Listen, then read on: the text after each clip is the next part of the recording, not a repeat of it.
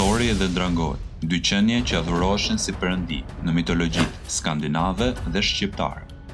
Në pamje të parë, ngjashmëritë janë të dukshme, dy luftëtarë me fuqi fizike të pakrahasueshme, që lëshojnë rrufe dhe stuhi kur mposhtin armiqt e tyre. Por ngjashmëritë nuk mbarojnë. Në betejën finale, Thori ndeshet me gjarprin Jormungandr, i cili lëshon helm vdekjeprurës. Njësoj dhe Drangoi përplaset me kulshetrën, përbindjen femëror në formë dragoi ose gjarpri, e cila po ashtu ndër të tjera lëshon helm. Por ngjashmëria më interesante është tek armët që përdorin.